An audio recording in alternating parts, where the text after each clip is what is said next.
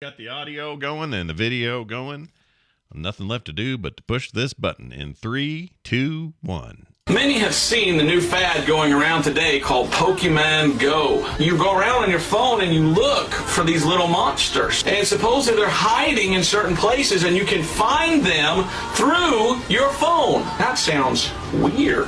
That Pokémon Go game is allowing people to see into the spirit world, and they have animated demons. And oh, don't they look so cute on your phone? I've had the nervous poops all week.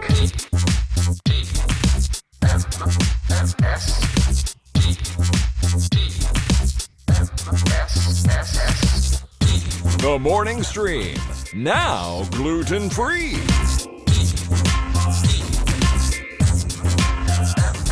Good morning, everybody. Welcome back to TMS. It's Thursday, October 13th, 2022. I'm Scott Johnson. That's Brian David.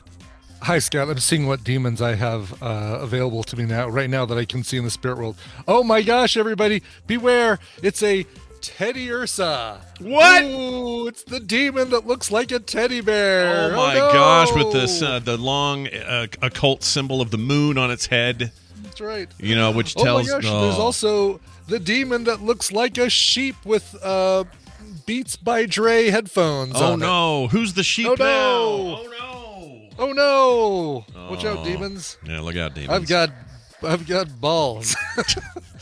Yeah, look out! Beware, demons! I've got brightly colored white and red balls.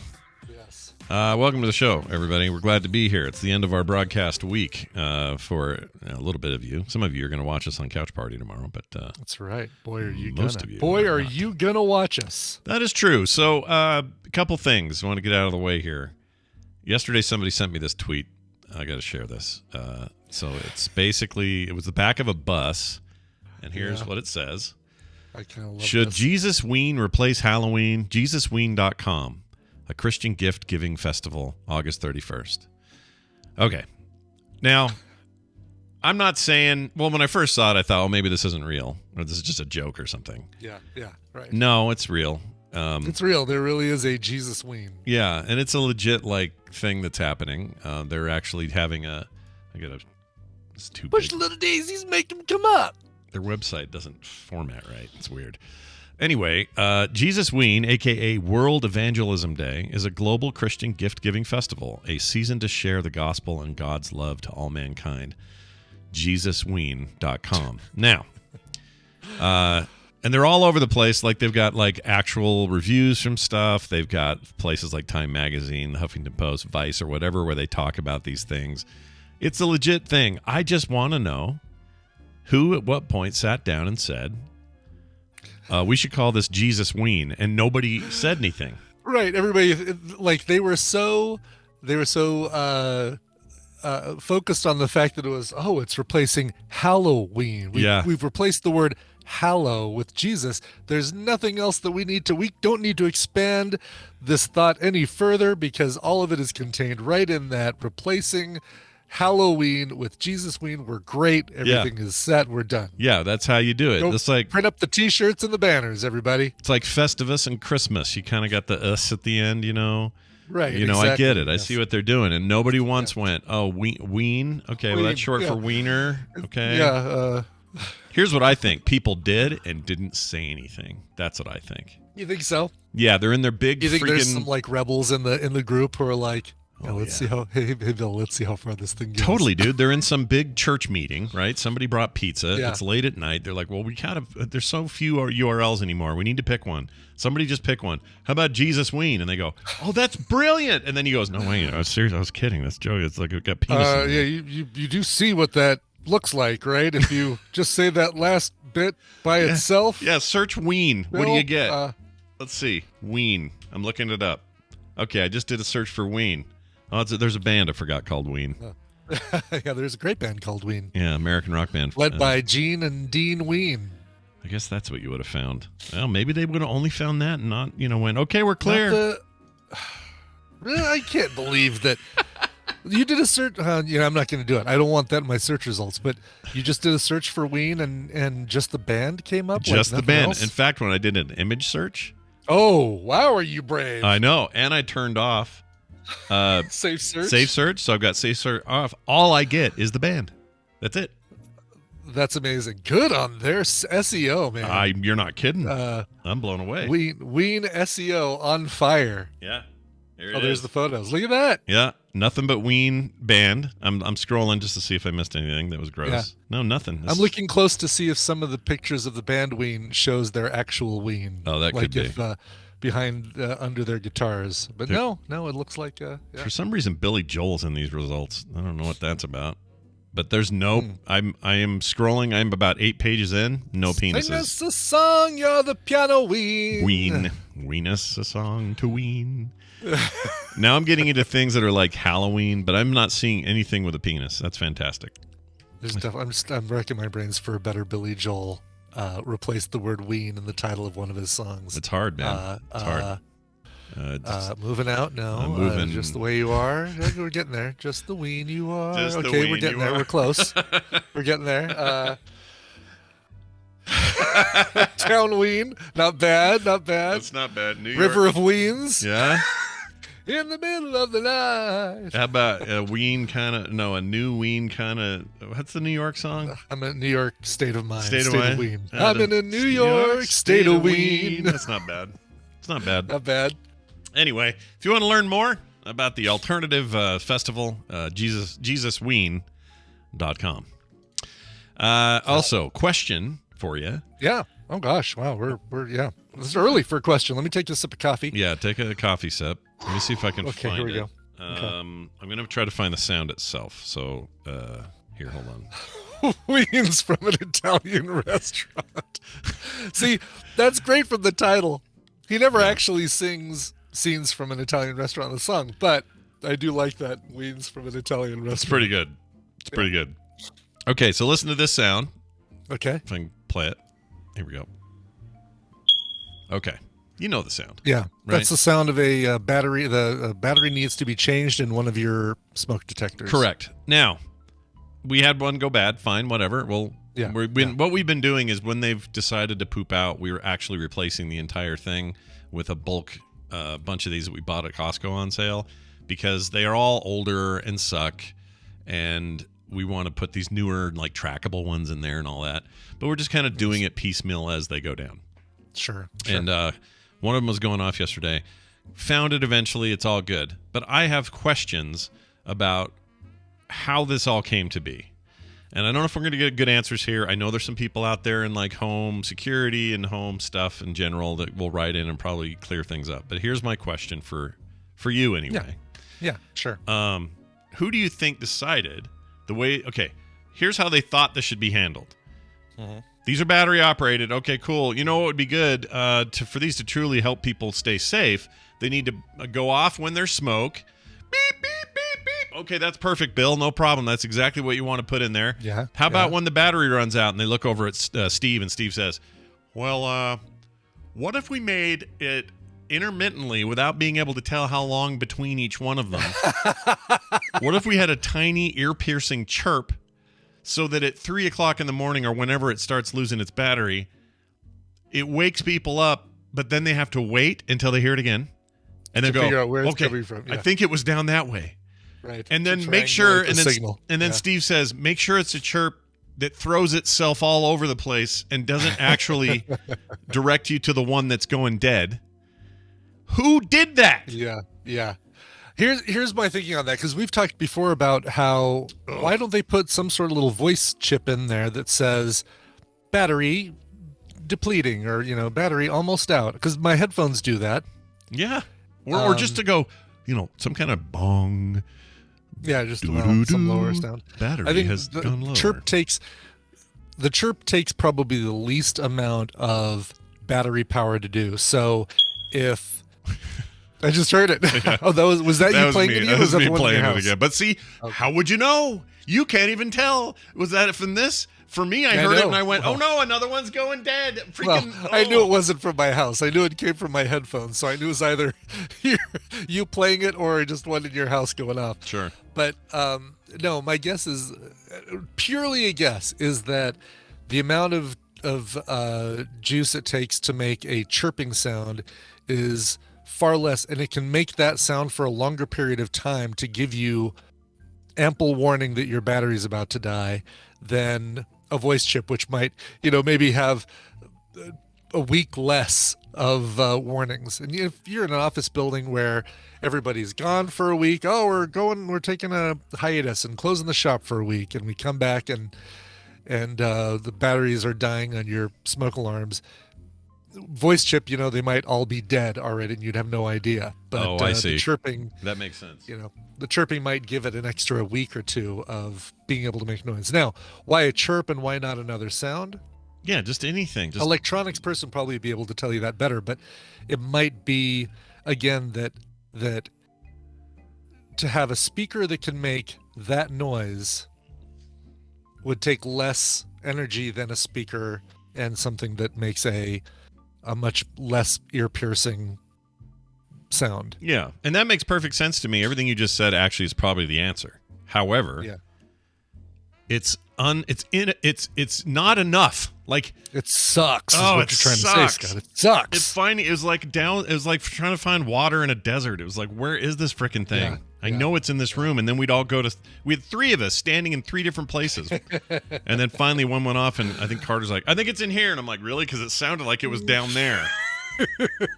There's a rattle that sometimes happens in my car. Like if I'm going on the right kind of road or whatever the right conditions are, and there's this like a really high, not high pitch, but higher pitch than I'm able to make the sound. Sure. And Tina, I'll be driving, and I said, could you figure out what that is? I think it's coming from there. And she's like, no, it's coming from in front of you. And we're both like, pointing in opposite directions as far as where the sound's coming from. And finally I figure out that, it's the garage door opener that's on my visor, the little metal bracket that holds it onto my visor. It's pulled out a little bit, so it's not a firm, secure connection, and so it's just rattling the that would drive me. That would drive me. Claire is laughing because I said pulled out a little bit, but it's causing that garage door opener thing to rattle. Yeah. But it's funny how those sounds, right? You can be in such close proximity to it and still think it's coming from a different direction. Yeah, I don't like that when that happens. And I think the higher pitch or the more brief or maybe the more I don't know. I don't know what the quality of the sound is, but something that throws itself all over the place like that, that is not efficient. It's horrible.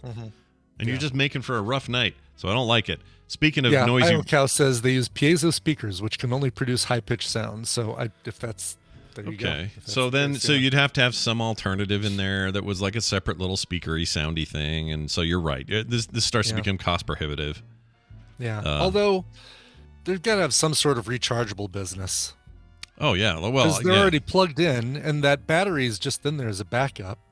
Oh, is that true? Ours are not. The one I replaced is not wired into the house, but ours are wired into the house. Oh, so yours still go it would off. Be smart to have some sort of rechargeable. Right. I guess. Yeah. Why can't the what is it? What's the battery called? That's a 9-volt. 9-volt. Little square. The one if you lick it. Tongue ticklers. Yeah, the tongue. I freaking hate those things. Seriously, you could almost. Somebody could say to me, Scott, what's worse? What's the worst torture? Waterboarding in a foreign country in the dark, or licking this 9-volt battery?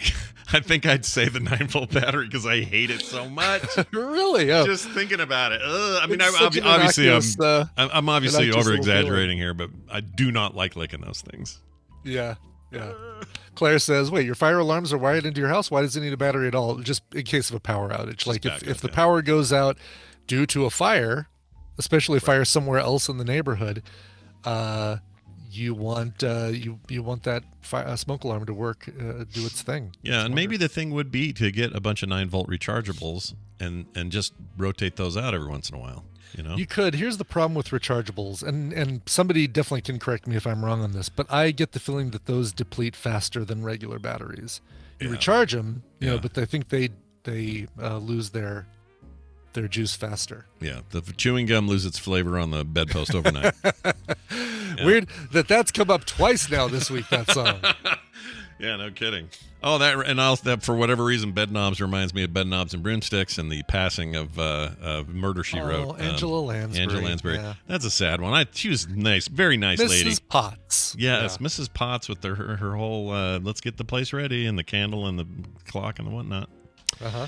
Hey, you were talking about favorite song. My favorite song, by the way, from Beauty and the Beast is "Let's Get This Place Ready" with the with the candle and the clock and the whatnot. Yeah, and then you got Winchester and the guy from Law and Order singing. It's great. It's an amazing movie. Come on in. We're getting everything ready for you. With the clock and the candle and the whatnot. And the what not to.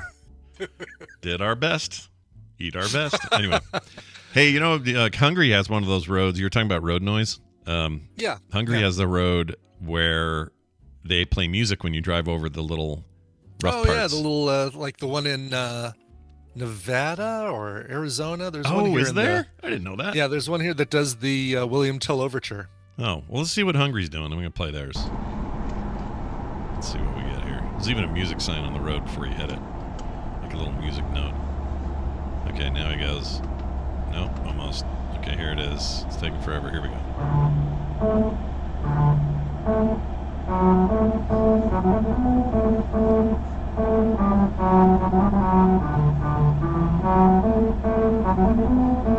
Do you recognize that? Some kind of... I don't. No, it's some sort of Hungarian sound? No, I do not. Maybe it's their national anthem or something? I don't know. It's pretty cool, though. Lancaster, California. Is that the one with the William Tell Overture? Cap Kipper just put a link in the chat. Oh, here it is. Lancaster, California. Let's see. All right, I'm going to go over the... I've got to hear this guy talk about it. Don't forget to like and subscribe. Exactly. That's the speed limit. Okay. 35 an hour. Okay. And hopefully the engine... All right, we're at about 55. Oh, my gosh, dude. Here it is. About 55 miles an hour, maybe 57. The musical road in Lancaster.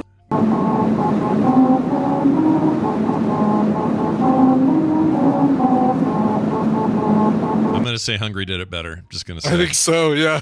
I think that guy's driving the wrong speed because it's like a half note high. Yeah, and also just if you're on YouTube, just you don't have to explain it. We know. Right. It's in the description. You don't have to go on for 10 minutes. I jumped halfway through just that video. say, here's the Lancaster, California musical road, and begin. They say the biggest lie YouTubers tell is this phrase. All right, now let's get right to it. Oh, I think the biggest lie is a lot of people have asked me to make a video like this. Yeah. Oh, right. You're right.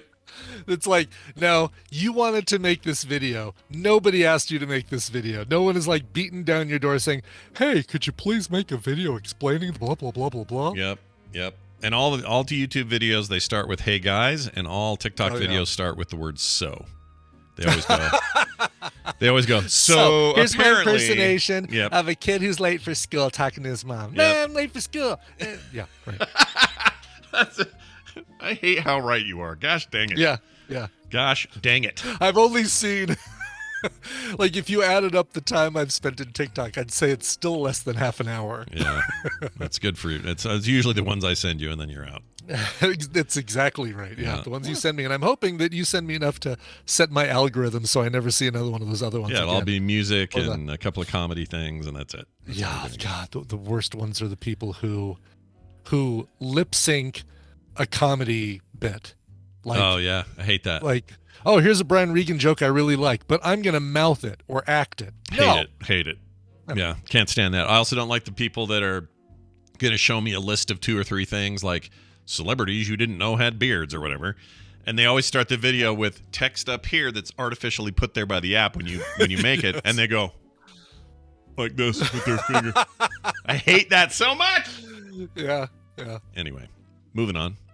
Here's I got an email that we need to read. And it goes like this. Send and receive email. This is mhump23. mhump23. Mahump. My beauty monkey hump. How's that song go? What does it do? My lovely lady lumps. There it is. Which is just as bad as what you said. Not my beauty monkey hump. It's not that. Not my beauty monkey hump, but that's I think you've just said our show title. Fantastic. I don't know if anybody's going to be able to come up with anything better than that. Well, here's what mhump23 says. It says, I just finished listening to yesterday's TMS, so I wish I could have been there live to voice my opinion about the two things you guys were so opinionated about. I remember as a kid, I couldn't eat it. It's talking about Braunschweiger. Braunschweiger. Yeah. I remember as a kid, I couldn't eat it because it stunk. I was not a picky eater, by the way. I decided to see what was in Braunschweiger, and here's what I found was in commercial Braunschweiger. A typical commercial formula is about 40% pork liver or scalded beef liver. Yum. I don't know how they choose, which is whatever's on hand, I guess. I guess whatever they can reach. Yeah, whatever's in reach. That's great. Yeah. 30% scalded pork jowl. Okay. 20% lean pork trimmings.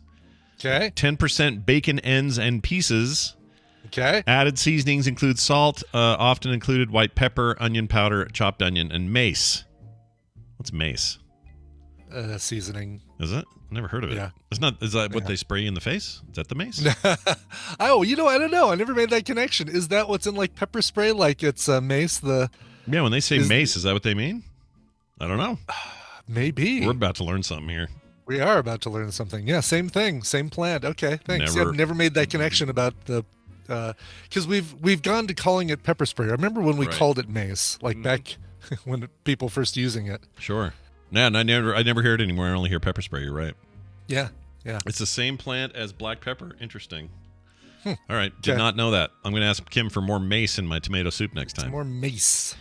So he says 40% liver, 30% throats, 10% bacon, 20% pork trimmings.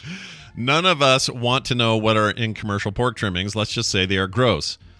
He says, okay, what's in American cheese? Well, cheese is about 80 to 90% cheese. It was invented in the early 20th century by J.L. Kraft, who developed the process of taking cheese and adding milk, butter, and some type of salt to make a milder, easier melting cheese. Talking about American cheese. Yes. It uses mainly mild cheddar and sodium citrate for its salt, both of which you eat and enjoy, and quite often, you eat and enjoy quite often, whether you will admit it or not. Makes the best nachos. I eat cheese or cheddar cheese. Sure. Sure, I eat some cheddar. Why not? Yeah. Makes some makes the best nachos, the best mac and cheese. It usually mixed with other cheeses and adds unique flavor of its unique melting properties, which can be a catalyst for other harder to melt cheeses to melt. So basically what he's saying is he's calling us out saying, you're all worried about what's in American cheese, but you're not at all worried about throats and liver and bacon ends and stuff. Yeah. Yeah. So, listen, to clarify, it's lean pork trimmings. Lean pork trimmings, not fatty pork trimmings. That's right. Lean throats. Lean pork trimmings and throats. Yeah, my throats are 100% meat. Okay. And let's not gloss past the 10% bacon. That's a good amount of bacon right there, 10% bacon. That's pretty good. Zoe, what do you think of that amount of bacon? I know our chat room is 10% bacon, I think. Yeah, something like that. Our titles at the end of the show are definitely 10% bacon. But anyway, you know what? I mean, I'm still going to try it for the show, but I'm not going to get like regular.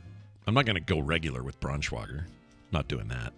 Yeah. But I'll eat it for the show, you know. And we did try to find some. We ended up with some pepperoni sticks thing because Kim thought, well, maybe he just needs this meat in a stick. And I'm like, no. It has to be Braunschweiger because, you know, this is the whole thing with the show. So anyway, we'll find it. Schweiger, sorry.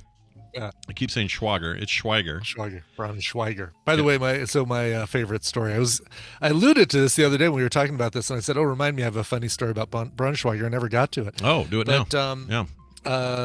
My mom and my uncle and my mom's friend Beverly and I went up to Estes Park. We brought lunches, or we brought a big cooler with some sandwiches that we made, and we found a place in the park up in Estes Park, which you think is like, isn't the whole thing a park? No, it's Estes Park is a city, and there's a couple parks in the city. And we open up the cooler and we ask Beverly, "Hey, Beverly, do you like Braunschweiger?" And she goes, "I like all kinds of music." Really? That really happened? That really happened. 100% happened. Well, look, you know, I mean, when you're talking about the classics, you got to think of Braunschweiger and his amazing. That's right. I mean, Beethoven, Bach, Braunschweiger. It's, you know, they're. There it is. That's fantastic. There it is. So, all right. There you have it. You know what? If we get it, we'll do it. Brian's got some. I just got to get some. I've got some Braunschweiger, and I should look at the ingredients on that one because it's a it's a deli Braunschweiger. It's not the Oscar Mayer garbage. Yeah. So. And no offense to Oscar or Mayer or any of those people, but look, you're cheap, okay? That's right, exactly. You're not doing the fancy bits. You're fine. You're fine for what you are, but I wanted something a little bit higher end than just a Oscar Mayer tube o meat paste. Yeah. And for all we know, you didn't get a throat or a tip or whatever. Who knows? I haven't opened the package yet. I bought it and I was like, oh, should I just save this? Maybe we'll eat it on the show. But like I said, I already ate breakfast. I don't want to. No. I'm not going to make a Braunschweiger sandwich right now. No, don't be doing that. My wife got barrels of apples and has been making applesauce and apple juice for the last 3 days. Where'd she get barrels of apples? Her sister has a bunch of trees and they never do anything with it. They just pile up and rot usually. So this year she's like, hey, do you want to come get these? And because they don't they're perfectly ripe and ready to go, but because they don't treat them, on the one hand they're very natural, but also you got to cut them open before you do anything with them and see if they've been infiltrated. Yeah. And sure enough, there's some with like half an earwig in there or like a worm or whatever. So anyway, Kim went, cut all those apples open, cut all the bugs out if there were any, washed it all, boiled them up, made half applesauce. If I'm honest, her main motivation is babies love applesauce, so she's making Phoebe some applesauce. But also a whole bunch of like juice, and then she made jams last night. Apple jam. Oh man, dude, you don't even know. It's so good. Dang, nice. Yeah. So if anyone comes around and goes, "What's that smell?" It's all the apples, man. It's apples. How you like them apples? How you like? How you like them apples? What form would you like it in? Would you like some liquid apple? Would you like some viscous apple? I love a good homemade applesauce is the best. It's like chunkier than the stuff you get in the store. Bring it on. I love it. I love it. I also want more now that we're talking about it. Okay, let's get Amy in here. Okay. Did I just hear your alarm go off again? Yeah. It's amazing you can hear that. That was ours, not the video. Yeah. And we can't find the second one that started up after we got the other one yesterday, and I don't know where that one is. So the hunt continues. Oh, jeez. And it sucks. All right. Although I will say this, the house was built in 2007. Pretty sure these are still those. These are the ones. Those are just now going bad. Or beeping. So I can't complain that much. What is that? No. 10, 12, 15 years. I keep hearing it. Gosh dang it. Kim, find that thing and kill it. I'm so annoyed. That's usually you should have to replace the machines. It's just the batteries. But we're just putting in smart ones so we can track them. That's right. I remember where you were looking for those last time we talked about that. I like smart stuff, so I'm going to do that. Like this. I like smart stuff too. Me too. I like smart people. Thankfully, this music indicates a very smart person is joining us now, even though most of her state and local politics are a giant weird joke, and I cannot figure out what's going on in Georgia. No kidding. But Amy's not the problem. She's here with us talking about reading stuff. Hello, Amy. Welcome back. Hello. Do I sound a little... Oh, you're very low, very quiet, but we can adjust you. This week. Okay. Well, there you go. Much better. Is that better? Yeah. Better and no clipping. Yeah. Yay. Okay, good. Yeah. I've been messing with the levels and stuff, trying to make sure I wasn't crunchy this week. Well, you sound real good right now. Oh, good. Yeah. All right. Fantastically done. And by the way, Ween didn't start the fire. Pretty good. Pretty good. Yeah. You know what? That's pretty good because you just add an extra E and an N and you're good. Yeah. And then really, a Ween would probably be putting out the fire, if you know what I mean.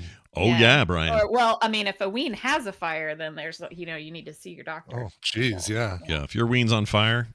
If your Ween's on fire for more than 4 hours, see a doctor. Then your Ween is probably gone after 4 hours. Anyway, speaking of Weens, not really. You brought some reading material. Weaning. You're going to wean ourselves off of social media and start reading a book is what we're going to do. Yes, that would be an excellent thing to do. I agree. Kind of sticking with a little bit of a Halloween kind of a thing. There's some supernatural creepy things going on with this, but it's creepy at my level. You guys know I don't do super scary. So yeah. Sorry for all of you who are waiting for me to recommend horror stuff for Halloween. Do you have I'll do you find have a somebody, horror book or movie that you consider to be just so scary you hope you never see it again type thing that just really? So many, but like the one that scarred me, I think the worst was When a Stranger Calls. Oh, interesting. That Is old that the one with the 70s blind? thing? Yeah, the blind woman in the house, and the calls are coming from inside the house. Yes, that Carol Kane. 2006 is this the one? They may have remade it. Freaking literally, I mean, I saw it when I was in like 7th grade, but I was like the scariest freaking thing I ever saw. Wow. Mostly because I was a Gen Xer, so I was a latchkey kid, so I spent a lot of time in my house by myself. Yeah. And that's almost that thing's almost an MCU movie. This thing had Tessa Thompson, Clark Gregg in it. David Denham. Yeah, so look at all these. Valkyrie and Agent Coulson. Yeah. Coulson. Oh, is that the remake? Cooper? Agent Cooper. Right? Like that's the remake. Yeah, this is probably the remake. That's the newer one. That is totally the newer one. Yeah. It's probably not as good, if I had to guess. Yeah, I have no idea because I won't watch it. Let's see, 1979 was the original. You're right. You said Carol King. Who was the other one? Oh, Carol Kane, rather. Charles Durning was in that. Yeah. Charles Durning's great. Oh, he is great. Yeah. Dune is our big Charles Durning movie. Oh, right. He's the big fat. He's Harkonnen, Baron Harkonnen. Baron Harkonnen. Yeah. I always forget that was him because I just think of him as dude who's in all the Coen Brothers movies. Right. Yeah, because he was a Cyclops and. Oh my gosh, that's the weird. Cyclops and Oh Brother Where Art Thou, or the one-eyed guy in Brother Where Art Thou. Or no, wait, that was. Or was that John Goodman? Durning? Oh, you're right. I'm sorry. It was John Goodman. Yep. Who played? Totally was. Oh, he was Pappy O'Daniel's something drink or whatever the hell. I gotta watch that movie again. He's so good. Yeah. Anyway, he's the one that jumped off the table in Hudsucker Proxy and died. That's the guy. but also was visited by an angel on the way down. That's right. Yes. And he just died. Well, he died in 2012, so it's been a while. All right. Let's get back to the thing here. Let's talk about your scary book. What do you got for us? Yeah. So this one, again, it's kind of in the same vein as the one for last week. So it's appropriate for probably your older kids, like, teenagers and whatnot could read this, but I wouldn't go for it with like a younger kid. But you can go ahead and play the clip. All right, here we go. Worse still, the ditch of water we were crossing was treacherous, a notorious ship swallower. 8.5 kilometers of moody, changeable sea, its floor fanned with greening wrecks and sailors' bones, and, lurking somewhere in the fathom's deep darkness, our enemies.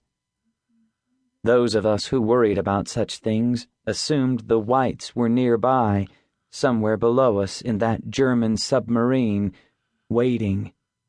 If they didn't already know we'd fled the island, they'd find out soon enough. They hadn't gone to such lengths to kidnap Miss Peregrine, only to give up after one failed attempt. The warships that inched along like centipedes in the distance, and the British planes that kept watch overhead, made it too dangerous for the submarine to surface in broad daylight. But come nightfall, we'd be easy prey. They would come for us, and take Miss Peregrine, and sink the rest. So we rowed, our only hope that we could reach the mainland before nightfall reached us. Whoa. Wow. Yeah. Who is this? What is this? So this was a clip from the second book in the series of Miss Peregrine's Peculiar Children.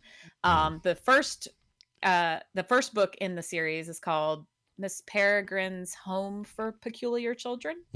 And that might sound a little familiar because it was a movie. They made it into a movie. My understanding is the movie's not great. And everybody that I talked to was like, skip the movie, read the book. So I did. Yeah, I didn't read the book, but I could tell you to skip the movie. Yeah. But yeah, the books are actually really good and engaging. I read the entire 5-book series, and I imagine they were probably trying to keep like a lower, like a PG rating. And there's some stuff described in the book that's pretty gory, honestly. It's a little scary, and they probably couldn't be really true to the story and keep a PG rating. So Oh, this is a Tim Burton movie. I didn't know that. Yeah. I didn't know he directed it. Anne Hathaway, is that right? Eva Green. Eva Green. Eva Green. Yeah, that's right. Yeah. In fact, this cast is great. Eva Green, Samuel L. Jackson, Judi Dench, Allison Janney, Terrence Stamp. We just watched him do a thing. Chris O'Dowd. I love this cast, but it's reviewed okay. But I'm guessing, like all things, the books are always better. Yeah, and I was actually disappointed that the movie wasn't better with that cast, because I love me some Allison Janney. She's awesome. I love her. Lord over all she surveys. I love her. She's awesome. So I'm seeing all 6 books here. Which book is it that you are you recommending the series? Yeah, you want to start with Miss Peregrine's Home for Peculiar Children. Okay. The clip that I played was from I fail. Hollow City. It was the second one. Hollow City is the second one. Gotcha. And I just picked that one because I'm basically recommending the whole series. They read as an entire story arc. There's pretty cliffhangery at the end of the first book, so you're gonna just want to continue on into all of the books. It's more like large chapters, Gotcha. each book. So yeah, and I liked the sample from Hollow City better because it sounded creepier and I like the way that was read. Somebody in the chat said that sounded too slow, but I liked the cadence of what I just heard. I thought it sounded really good. Yeah. Well, yeah, I think Stephanie was saying she listens to audiobooks on double speed. I cannot do that, mostly because everybody's voice sounds like this. Yeah. I can't. I can't do it. So, especially if there's like a scene where you're supposed to be like all solemn or something, and then the person in the background's going, and they fell in love in that moment, and then it's like, dude, it's like a 1920s freaking newsreel. They're not going to open the door. I can't do that. I'm hats off if you can do it, folks. I get it. And podcasts, I get it. Well done. I don't know how you freaking do it. I can't do it. Anyway. Yeah, I can't. Would you watch a movie at twice the speed? No, although I know that somebody has that option. Netflix does. Yeah, they can speed it up. Wonder what that sounds like. Pardon me while I disrobe. Yeah, Brian's running hot. He's running hot. Yeah. For all of us in the chat. That's right. Okay. You know what I'm going to do? Yeah, I am going to actually... I had a tape player when I was growing up, and it played just a little too fast. Uh-huh. And then whenever I would hear the song on the radio, it sounded wrong. And, from that just kind of put me off listening to things at a different speed, because all the music that I had, when I was a kid, we're talking like 6-7 years old, and I stole my sister's copy of, the Go-Go's and Thriller and stuff. Sure. But it was playing on this little tape player that played everything just a little too fast. Yeah. And then when I heard it, I was like, whoa, everybody's voices, this doesn't sound right. It's, it would sound like it was in a slightly lower key, and everybody's voices were in slightly lower key, and it was slightly slow. It just sounded weird. So I was like, I can't listen to stuff that's sped up now. Same. Listen to this. So I'm going to play just a tiny bit of National Lampoon's Vacation at Netflix's 1.5 speed. That's as fast as they let you go. Okay. All right. And then we'll hear it on their 0.5 half speed. I wonder if YouTube will YouTube have a problem with this if it's sped up? I doubt it. That's what we're going to find out. So here we go. Cool. Oh, well, she came to help out when Eddie ruptured his spleen, and she's been with us ever since. Let me turn this up. She wanted to go back to Phoenix a year ago, but Eddie wouldn't let her. Frankly, without her Social Security, we'd never be able to live like this. Okay, this would drive me up a tree. Okay. He says, I'm the best kisser. Now I'm going to go to half speed and see what that does. Gee, Cat. Looks like you've really got your hands full. It's like everything's drunk. Like it's who's doing now? That's what I want. I don't want it. Look, I'm sure there's somebody's gonna say I have a condition that means I can only hear things at half speed. I'm not making fun of anyone when I say this. Who is that for? Yeah. Other than our amusement. It's sausage. It really is. It's Veronica sausage level. You know what I'm gonna do? I'm gonna go globally set that on my wife's profile. So anything she watches, she's gonna be like, God, something's wrong with the Netflix. Great prank. Love it. I'm gonna do it. Don't tell her anyone. So Carter? She's watching Bridgerton and everyone's talking. It's like, you're beautiful. Yeah, I'm into that. All right, so Let me remove your corset. Ew, slow motion sex scenes. Wait, maybe now I understand. Oh, now it makes sense. There we are. I'm putting that on 1.5, baby. Anyway, let me ask you this. Harry Potter-ish, this story, would you say? I mean, I always feel like these young adult novels that are around that era where it's like Flimmity, Stickit and his time up the mountain or whatever. You're always like, oh, another Harry Potter ripoff. Okay, here we go. It's not. No, it's I would say if you've watched Umbrella Academy, it has more of that kind of feel to it. Yeah. It's kids with strange abilities, and so it's that kind of, it's got that tone to it. Tim Burton was absolutely who I would choose to direct that movie. I'm so disappointed that it was bad, but that would absolutely be the right choice, because it's got kind of that grayish sort of feel to it. It doesn't have the, la la la, here's my white owl and my wand, and definitely all fits of that with the typical Tim Burton Nightmare on Elm or Nightmare Before Christmas kind of vibe. Has anybody seen? Is that Wednesday thing hasn't started yet? Has it? The new, no, but man, the latest the trailers, it just looks so good. Yeah, he I directed, can't wait for it. Produced. I don't know if he directed any of those episodes. Let's see. Yeah, he directed all of them. Okay. God, this should be coming out any time now, because you'd think you'd want that for Halloween, for October. Yeah, I would think so. He's just had a weird run lately. So he did that. Let's see. Is it Big Eyes? No. What is it? Not Frank and Weenie. So I feel like the last big deal he did was the Sweeney Todd movie, which was 2007. Everything since then is just like, oh man, what are you doing there, dude? Yeah.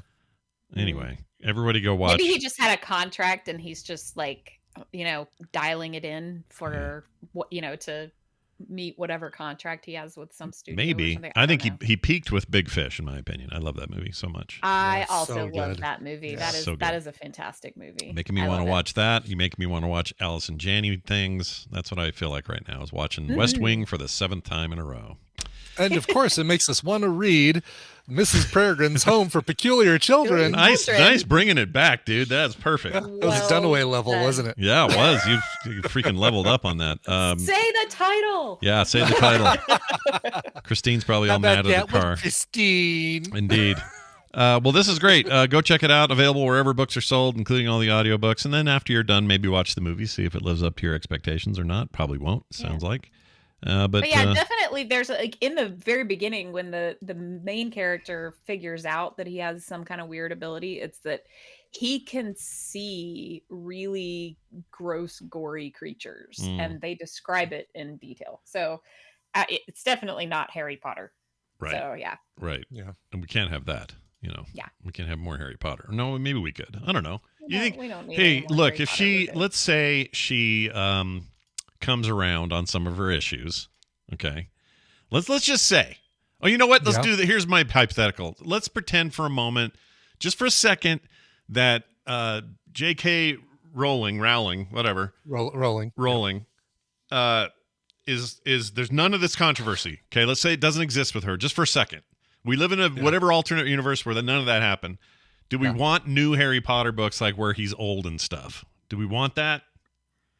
Meh. Like, Harry Potter's now 45. He's now an instructor at Hogwarts, and here's the new generation of witches and wizards that he's teaching. We got an overwhelming no in the chat. They kind of attempted that with the Fantastic Beasts movies. Sure. Yeah. And those are those prequels, movies. though. Those movies put me to sleep. Like I could get up from a full night's rest and start watching Fantastic Beasts, and we're gonna find I'll still fall asleep. Yeah, they're I fell asleep in the theater for the first 2, and I'm like, well, I guess I could go for another nap. You want to see the third one, Tina? Want to just keep sleeping, keep putting those on? Forget about pills and Ativan. Just I don't even need the CPAP for those movies, man. It's yeah. I would. So that's what I mean. Like, if they'd have done a proper, instead of sequels, would we have liked? Instead of prequels, would we like sequels? And I don't know if the answer is yes or no. I don't know what we want. I keep hearing the chirping in the background. I wonder if you can even hear it anymore. Oh, I can hear it. I hate it. Okay, but I guess I'm getting used to it, which I didn't think was possible. My gosh, Kim, find that thing. There is some percentage that is non-zero of like domestic violence calls that are caused by that chirping. Yeah. Oh, Like I was wondering where you're going with this. Like, yeah, like that. I was talking about drives people insane, and that it is like that. There's some kind of there is a non-zero percentage of police calls where there's a domestic disturbance because somebody is ripping their house apart. All it would take is somebody high on, I don't know, meth, and then this chirping's happening, and one person says they can hear it and the other hasn't before there's a murder. You know, someone's going to kill somebody.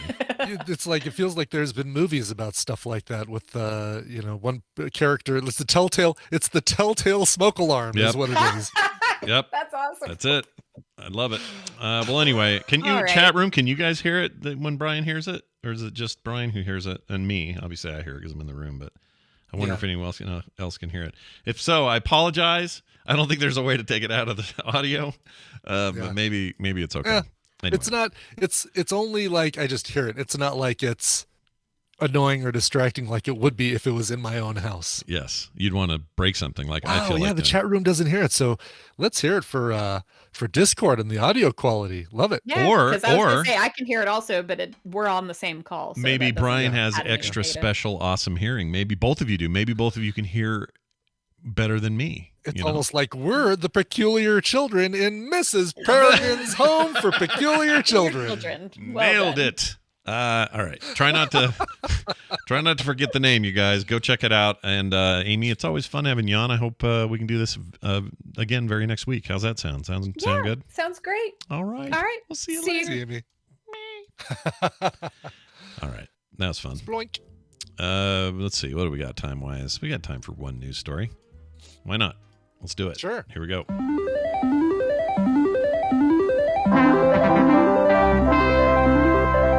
Today's news brief brought to you by Coverville. And sometimes I like to keep the performer that I'm doing a subject on kind of secret. I don't want to, want to build some suspense. But today I'm going to give it away now. Yes, Red Hot Chili Peppers today on Coverville.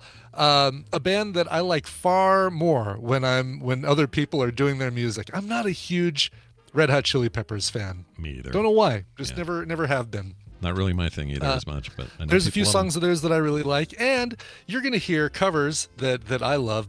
I'm so excited about this show because these songs I really dig, and I don't know why. Just maybe it's because it's other people, but you're going to covers by George Clinton.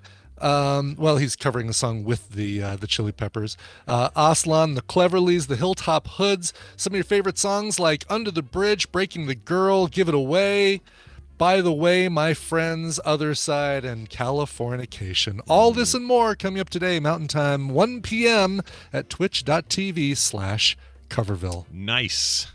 So check that out, everybody. Yeah, Dr. Nikki, surprisingly, the Red Hot Chili Pipers, the albums that I have of theirs, they never cover the Red Hot Chili Peppers. And I've got two Red Hot Chili Pipers or one Red Hot Chili Pipers album, and there's not a single cover of the Red Hot Chili Peppers.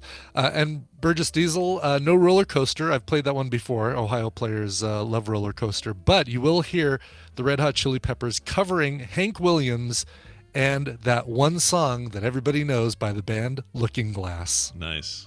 Well, that's all the time we have. We're going to just kidding. I'm going to read this one. Sorry. You're all good. Flea is naked for us. That's all we're saying. The Eggo-nog. Oh, man. Talking about weird food shit we should try on the show. Puts a breakfast twist on the holiday drinking tradition. Yes, that's right, Brian. You, too, can go get a big jar of Kellogg's Eggo-nog. It's weird that it comes in a jar. I saw this, right? It's very weird. Sippin', what is it called? Sippin' liquid. Cream. Sippin' cream. Sippin' thickened liquid. Yep.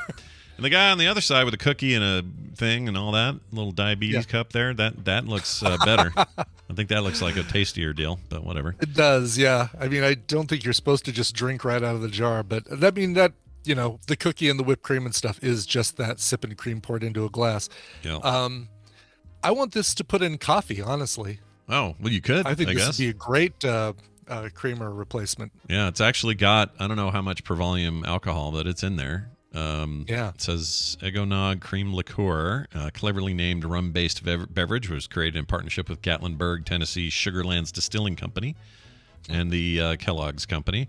It says we had a great idea and what we had heard from parents about this me time that they have on the night when they're eating Mama's Eggo gonna waffles. Go watch her stories and drink her sipping cream. I think it's a little weird that it would taste like an Eggo, though. I don't know. That sounds gross. Does it taste like an Eggo, or does it just taste like eggnog with rum in it, and it's just made by Eggo? Well, it's a good point. But just looking at that photo. Did they talk about the flavor? Not really. Let's see. Drizzle it, scoop of ice cream, something chocolate. Okay. I'm still reading here. Brainstorming. How do I get this in the toaster?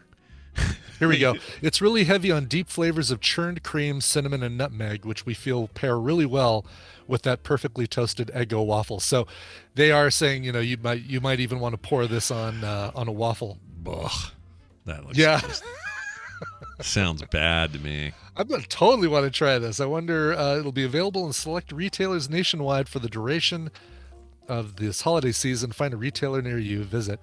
So this between now look, now that you've cut the cord on the no alcohol streak. Let's do it. Would you try this? Oh, I'd totally taste. I don't know if I'd drink much of it because too much sugar and my doctor would be mad at me. But if I did, I'd taste it. I would totally taste it here on the show if we want. I would do that. Yeah. Wow, would drink on the show? Doesn't that violate some sort of? I don't know. Twitch terms of service? Eggnog with a little shmoo in it, would it? I don't know. I don't know. I'd only taste it, but I would definitely taste it. There is some within Glendale. Okay, where can I get this? At Total Wine and More. On the east side of town. Total Wine, eh? Total Wine. Sounds sketch to me. Yeah, I think I need to direct me towards Total Wine and More on Evans Avenue. Yep.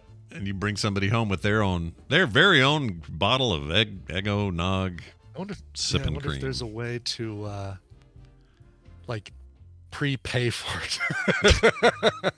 Maybe they'll deliver. I don't know. Yeah. Oh, maybe they deliver. Yeah, no kidding. Or you could send a Postmates to get it or something. Yeah, either way. Yeah. All right. Total Wine and More. Gonna say, hey, can I prepay for this and just come and pick it up because I don't want the masses to buy it before I have a chance to get it. No, Brian wants it. You guys are all mass holes. All right, we're going to take a break. When we come back, my sister Wendy will be here to solve the world's problems. Yes, that's right. Tuck in, everybody. A real psychologist in the room. But before that, a musical break that Brian brought.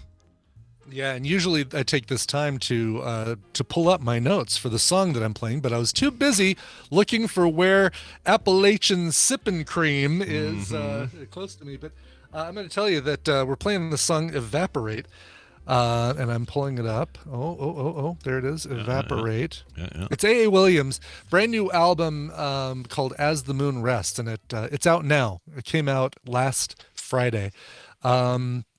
This is big thanks to Bella Union Records. More of like a like a kind of a dreamy psychedelic pop atmospheric rock kind of thing. Yeah. Here let's just name a whole bunch of different genres. Why don't you listen and you tell me what it is? Here's the song Evaporate by A.A. Williams. No matter what the time or place, let's keep up with that happy pace. Get real action, 7 up your thirst away. Ugh.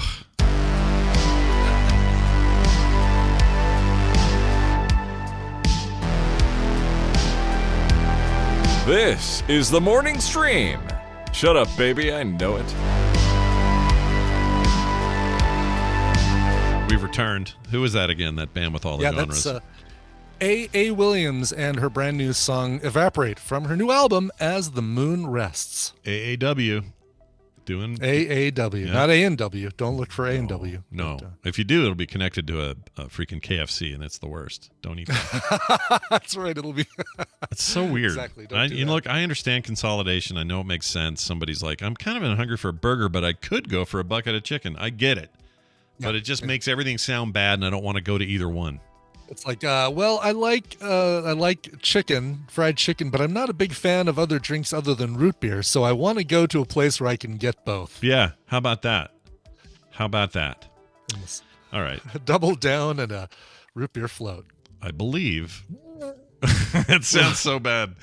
I believe this will be happening. Everyone knows it's Wendy. Speaking of the holiday season, there's it's like having my sister over for Thanksgiving, but way too early. It's Wendy Johnson. Wendy Dunford. Almost called you Johnson. Can't do that. It's forbidden. No, it's forbidden now. That's just the security question and all my banking. Oh, good. Let everybody know that. That'll be good. Nice, good. We've one step closer to fishing Wendy, everybody. Get out there and get that done. Anyway, hey, it's good to see you. It's funny we brought that. You said that because I just had another, I won't say their name, but another family member on my wife's side of the family just got suckered out of $1,500 by one of these fake IRS calls. Jeez, really? They should have known better. They're not dumb. They're not out of it. They're not 100 years old. They should have known. Call from Internal Revenue Service. Your account has been flagged. It was more like, I need your social security number. If you don't, really? If you don't send this, I send over agent. They can take money from you. It was like that. Yeah. And I'm like, it should have been a giveaway, but whatever. People get nervous about their money. I get it. Anyway, credit card company is going to cover it. It'll all be fine. That thank goodness. sucks. Yeah, it does suck. Anyway, but what doesn't suck is having Wendy here. She's not just my sister. She's a licensed professional therapist who helps people all the time with their real problems and then comes here on Thursdays to help you with some of yours. And sometimes it's ours. It's not always just the listener. We've all got them. Yeah, we all Can got I 'em. can I tell you really quick? Someone was fishing. I have an old guy friend here who is the nicest human I've ever met, and I got an email from him that said, I don't know how to order like an Apple gift card. My friend's birthday's today. Yeah. Could you show me how to do it? And it's so his voice, exactly a thing he would not know how to do. And so I write back and I'm like, oh, totally happy to. So, I asked a question. Yeah. And then they wrote back something, and I was like, "Wow, that really sounds like him." I wasn't sure for sure, so I texted him, and I'm like, I said, "Hey, so I don't think this email is correct. You spelled the person's name they wrote. They gave an email address that had an extra letter, and I was like, I don't think that's right." And he goes, "Oh my gosh, please don't send money." He's freaking out. He's had like 20 people call him, and he just doesn't know what to do. He's like 80 years old. He has no idea. Anyway. So he's feeling really bad, and I was like, do I have permission to mess with them? He's like, yeah, of course. So I wrote back. Go for it, young lady, he says, and you did. So what happened? I wrote back, and I just said, okay, I'm so happy to send you. I'll send you $500. I'm happy to do that. I just have a couple quick questions. So that restaurant we went to the other night, I would love to tell my friend about it. I can't remember the name of it. So what's the name of the restaurant? Yeah. Did they? And then write I back? made some other reference to like. Also, I'm just happy to give you my full bank account if you respond to the restaurant question. Right. They were probably very excited on the other end of that. And then they were like, wait a minute. Yeah. Well, I think we're being suckered. Turn it off. Call it off. So wait a minute. Did you get anything back? Did you get anything back or nothing? No, I really want to start a dialogue, but they're not into it. So yeah. There's an amazing you went too hard too fast. They're like, what restaurant? What would we even say? I'm like, well, you got Barbara's name pretty good, and that she likes Apple gift cards. Yeah, I don't know, whatever. Not bad. So there's a Twitch channel of a guy who does this on his stream. Boga. Yeah, that guy. Oh my gosh, they are the funniest freaking streams because they are so great. He screws these people out of they end up losing money. Yeah, because he gets them to sing Spice Girls lyrics. Yeah, like he says, and it's this great old lady voice. Well, I'm trying to click on the button, and by the way, while I'm doing this, do you remember a song by Billy Idol? And they have to go along with it. For me? Yeah, they have to, right? Exactly. And then they get mad later. They get super pissed and just like screaming, and it's really funny. It is the best. Yeah. You're like, oh, did somebody mess with you? Oh, that's a shame. What a bummer. That's amazing. And they say things like, they're going to fire me if you don't go through with this. I'm like, no one's going to fire you. Are you right, kidding? Exactly. What world do you live in? The third world is usually the answer. Anyway, hey, let's get to this email. So we got an email from somebody. Part of it in particular we want to focus on today. And I also think that part I have a specific connection to, which I want to mention a little bit later. Wendy and I talked about this, but pre-show. But I'll go ahead and read it. This is from somebody we'll call D. And he says, this may be too late. They originally were going to email us about the sensitivity dysphoria stuff. Mm-hmm. It's never too late, by the way, to email us. It was not able to be on that particular episode, but it's totally fine. Anyway, it says, hello, Wendy. Listening to your segment on TMS that week, and as you ran down examples of RSD, I had vivid recollections of my behavior for all of them. For information, I'm a 36-year-old male, single, employed full-time, and was finally diagnosed with ADHD 3 years ago. On the sensitivity dysphoria, I've always found myself easily embarrassed. It restricts how I will act in public out of fear of looking stupid in front of strangers, and even causes me to have to pause television shows if someone does something so embarrassing that I can't but empathize and feel embarrassed for them. I kind of do this sometimes. Yeah, your nephew does too. Yeah, it's not always, but if it's like I'm trying to think of a recent example. You know what it is? Often it's like a documentary style thing where somebody busts into a room. Like, I could never watch that guy that bust people that were thought they were meeting a kid. Catch a Predator? Yeah, I can't do it. It's just so I'm almost feel. It's not that I feel bad for the guy who's being a total of course you don't. douche nozzle in there. I feel bad for Chris, whatever his name is, even though he's kind of a weirdo now. But anyway, the host walking in and having to reveal everything, and it's just I can't watch this.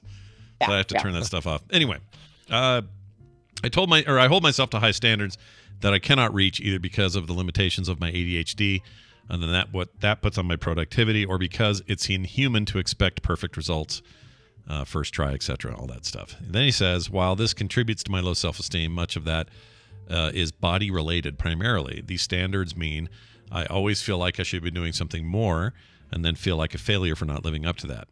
I would like to start my own business one day, but the feeling that my work isn't good enough or no one will like it keeps me from even entertaining the idea in any practical sense. I won't try because I couldn't bear to fail or not be amazing right away. Then he says, and this is the part we're going to kind of focus on today, I am always anxious in social situations, especially if strangers are involved. I can't let loose for fear of embarrassing myself, which means I am awkward and boring at parties, etc., and can't begin to be myself until I have gotten to know people and know they won't react negatively if I show a me that isn't a neutral facade. Lastly, the thought of being rejected makes me angry, mostly in relation to me as a person being rejected. This most commonly shows itself with online dating. The fleeting nature of these kinds of apps means that anytime someone who feels a connection, or I feel a connection with, suddenly cuts things off, I feel like it's all on me. It hurts, and it makes me mad. I have lashed out at people for ghosting me, undoubtedly confirming the move in their minds. I don't know if this email is too late to read. Definitely not, but thank you for reading it anyway, and I look forward to listening to whatever advice you have on this topic this week, Daniel.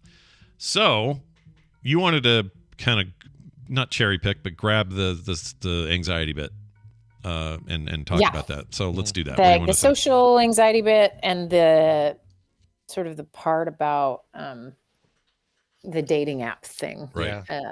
Because that is just, it's ubiquitous now, right? Everyone's experienced it.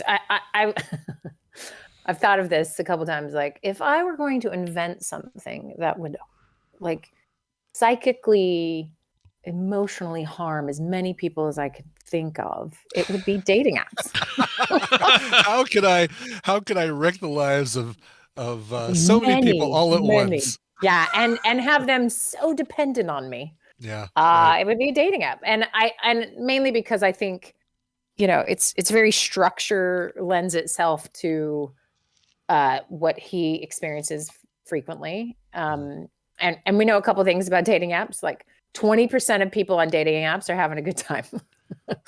They are getting all the swipes and all the looks and all the contacts, and 80% are not. Yeah. And that is a giant lack of success rate for people, right? Yeah. But they don't advertise that, by the way. That's never advertised. They never talk about it. I worked for a dating app from 2004 until, not app, it was a website, from 2004 to 2008. And I can tell you from firsthand experience, although we never said it publicly, is like 2 or 3% of people were having any kind of success on there. Oh yeah, it's terrible. Yeah. And when I say 20%, those are just people getting swiped on. You're right.